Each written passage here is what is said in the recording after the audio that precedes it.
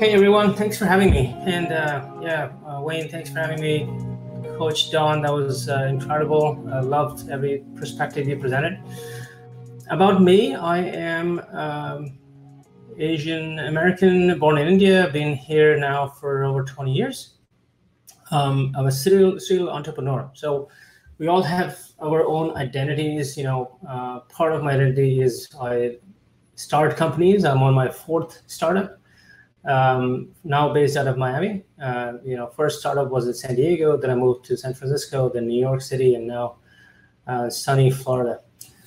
And if you think about someone that has constantly been building companies, burnout is pretty obvious, and it's happened. And so today we want to talk about mindful entrepreneurship and how to avoid a burnout in these crazy virtual times. Well, before we do get into that, I would love for us to do a short practice on mindfulness practice, how to activate our mindset. Welcome. So you guys can hear the audio, let me know. Let's take a moment to get settled before the meeting with this brief practice. Yes. All right, perfect. I invite you to find a comfortable seat and close the eyes. Let's take a deep breath in. Exhale through the mouth. Another deep breath in. Exhale through the mouth. One more breath like this.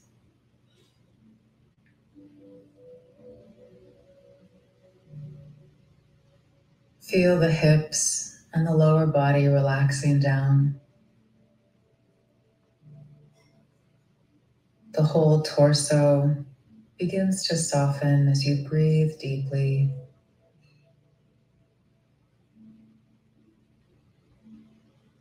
The shoulders relax. The face softens.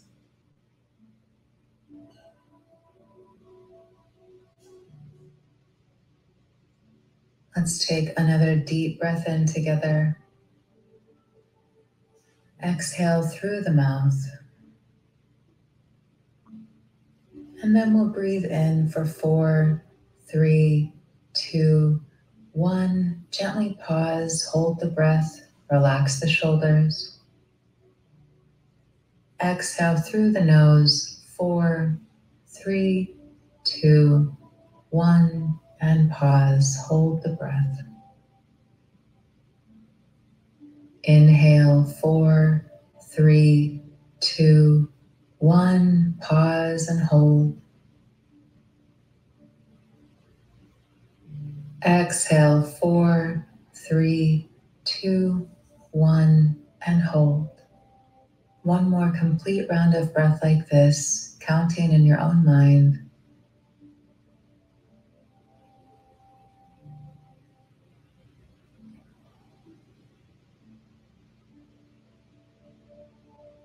When you complete, allow the breath to be natural. Feel how taking just a few minutes of stillness is inviting tension to soften and even release fully.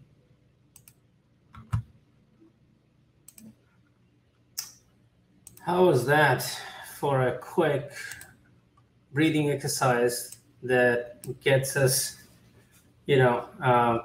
relaxed and just back in the game? I do this all throughout the day, multiple times a day. So let's get back to the subject. I know I have like about 10 minutes or so here. And I want to talk about burnout. If anybody has experienced burnout, just feel free to chime in on the chat box. I've experienced burnout a few times when I was just finishing my grad school, and then recently a few years ago, which was a severe burnout after my third startup, And so I want to talk about what it is, what are the symptoms, how was it for me, and lastly, what did I do to now avoid burnout in the future? So what is burnout? It's a state of exhaustion, both physically and mentally. And the symptoms are different for different folks. For me, it was, I started getting feverish.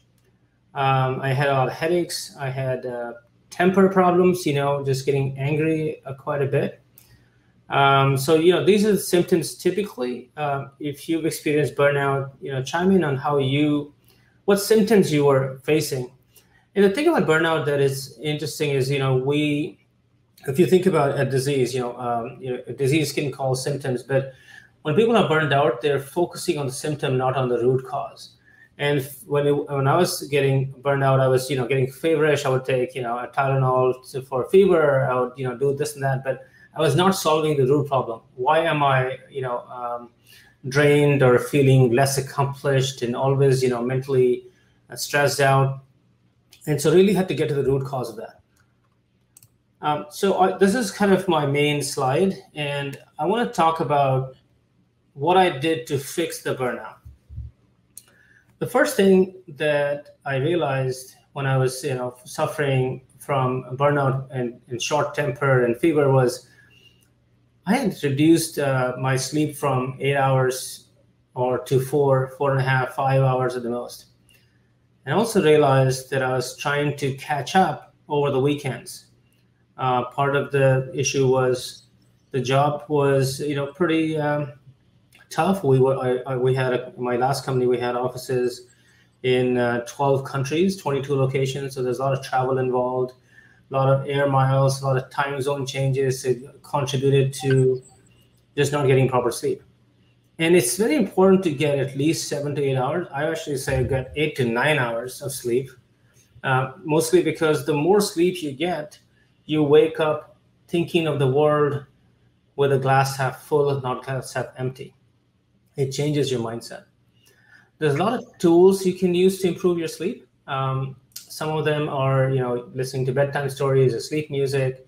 I use aids like melatonin, which are non-habit forming. Early on when you're not able to sleep, using some tools is very helpful to get you in a sleep habit. And it's been 3 years since my last burnout, and I pretty much sleep 7 to 9 hours every day. And I'm not ashamed of it. There's this old thinking, if you're an entrepreneur, you're working hard, you shouldn't get enough sleep. I think quite the opposite. You should get enough sleep so you can have productive, functioning mind, and you can focus on things that matter. The other point I want to bring up is the negative bias that we live with as human beings. What shows up on our social media feed, what shows up on our news feed, it's all the negativity that boils up. So if you wake up in the morning and the first thing you're doing is scrolling through social media or news, you're going to be in a very negative state of mind. Now think about, Facebook announced their earnings yesterday, and they had the biggest revenue growth ever in history, right? What are they doing? They have thousands of engineers that are focused on keeping your attention on your phone, keeping your attention on the Facebook feed. How do they do that? They bring the flight or fight mode that we have, which is we constantly want to see the negativity to protect ourselves or find a way around it. Why don't we read good news? Because that's not how we're hereditarily we grew up, right? So now I'm going to talk about what did I do to sort of work on my burnout. What did I do to change my routine completely?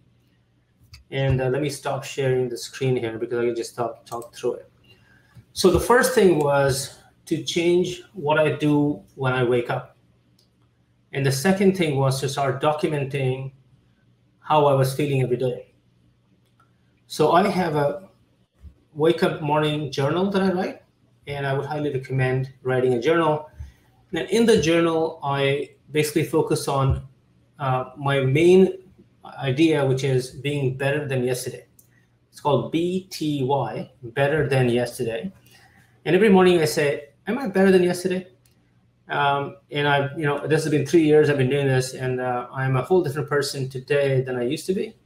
So how do I measure the better than yesterday? And it's going to be different for everybody. You may have very different goals than I do, or you may want to measure what's your purpose, what happiness means to you. For me, it's divided into 3 different things that I measure every day. One is health and happiness. which essentially comes down to, am I working out? Am I taking care of my mind? Which is I meditate every day. We did a practice together. That was a very short 3-minute practice. If you haven't meditated, I would highly recommend trying 1 or 2 minutes to start with, getting up to 5 minutes, then getting up to 10 minutes a day. And you will notice huge change in how you think. How are you thinking, negatively or positively? And that thinking will change your life. So number 1 is taking care of your mind. Number 2 is taking care of your body. And for body, I'm a runner. I run every morning. My wife's a runner. That's how I keep my health and happiness together. The second thing I measure is friends and family. There's an awesome book about the 5 regrets of the dying by Bronnie Ware. And the book, so Bronnie Ware was, she used to take care of old people. And she met so many people that were in the last stages of her life, and they would be very rich or successful or not very successful, but all of them had the same regret, that they did not spend enough time with their family and friends, or quality time with their family and friends. So you don't want to wait for achieving something before you can spend time with your family and friends, because you never know, you may get that chance or not. So that's really important to me, and it's been something that became important after I got this regimen. So family and friends, what I do is I'll write my notes on, did I reach out to some old friend? Did I spend any quality time with a friend?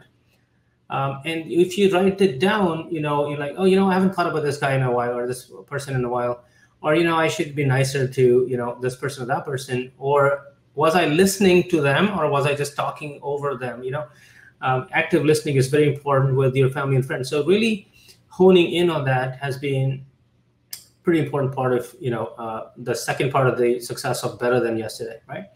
And the last piece is really finding success at work. So I define myself as a serial entrepreneur, and it's important to me that I succeed in my work life as well.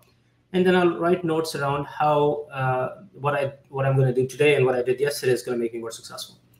So let's sort of summarize what is burnout. Burnout is when you're feeling underaccomplished, you're feeling that you're not successful, you're having symptoms like fever, headache, you're not able to sleep. What is the solution that I've come up with? Get a lot of sleep, use whatever tools necessary to improve your sleep, and then change your morning routine to one that focuses on positivity as you start your day. That's my time. I would love to take any questions. If you guys have any, you can chat it in, or you can reach me at d@wellnesscoach.live. Thank you, everyone. Awesome, D. Really appreciate your time and your talk and about burnout.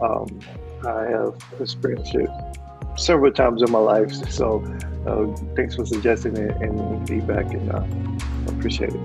Thanks for having me, man. All right, welcome. Take care.